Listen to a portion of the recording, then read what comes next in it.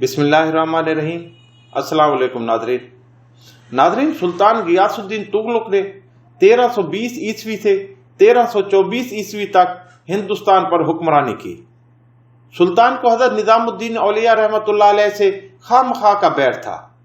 इस नाखुशी के दो असबाब थे।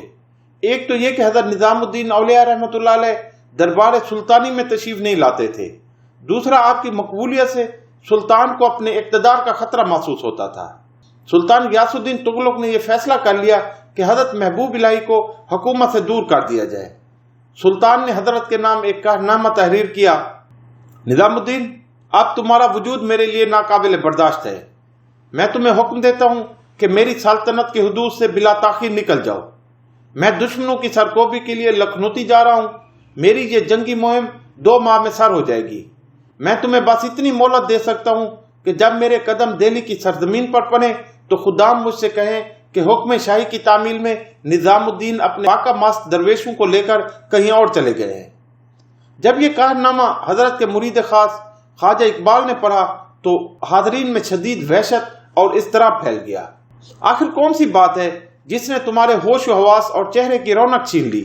हजरत निजामुद्दीन औलिया रहमतुल्लाह अलैह ने अपने मुरीदों और अकीदतमंदों को मुखातिब करते हुए फरमाया, मादी में भी ऐसा होता रहा है और आइंदा भी ऐसा होता रहेगा। हुकूमत अपनी रविश नहीं बदलेगी और ये बंदा अपनी आदत तर्क नहीं करेगा। हजरत ने कलम दवात मंगवाई, कहनामा को जमीन पर रखा और इसकी पेशानी पर मुख्तसर तहरीर फरमाई, हनूज दिल्ली दूर अस्त, यानी अभी दिल्ली दूर है। इस जमाना के दस्तूर के मुताबिक शहनशाह के हुक्मनामे की पेशानी पर जवाब तहरीर करना इंतहाई गुस्ताखी और संगीन जुर्म समझा जाता था। फिर जब शाही कासिद हजरत निजामुद्दीन औलिया रहमतुल्लाह अलैह का जवाब लेकर सुल्तान की खिदमत में हाजिर हुआ, सुल्तान गियासुद्दीन तुगलक चंद लम्हों के लिए साकित रह गया। उसके वहम गुमान में भी न था कि एक दरवेश वाली हिंद के हुक्म को इस तरह नजरअंदाज कर देगा।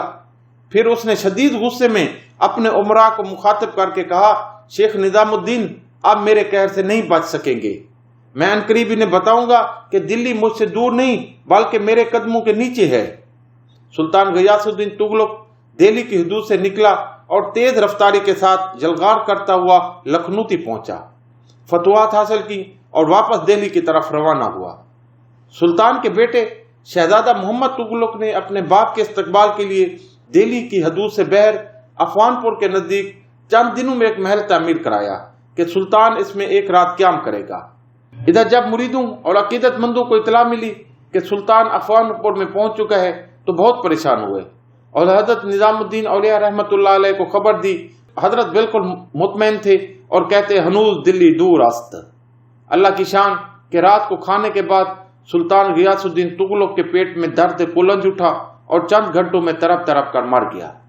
एक और रिवायत यह भी है कि नए महल की छत सुल्तान के सर पर गिरी और वो इसके मलबे तले दबकर हलाक हो गया और हजरत निजामुद्दीन औलिया रहमतुल्लाह अलैह आज भी दिल्ली में महवे इस्तराहत है।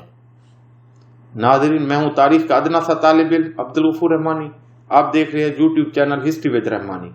आप अगर मेरे चैनल पर नए हैं तो इसे सब्सक्राइब करें ताकि तारीखी और मालूमाती वीडियोस आपको बर वक्त मिल सकें। शुक्रिया।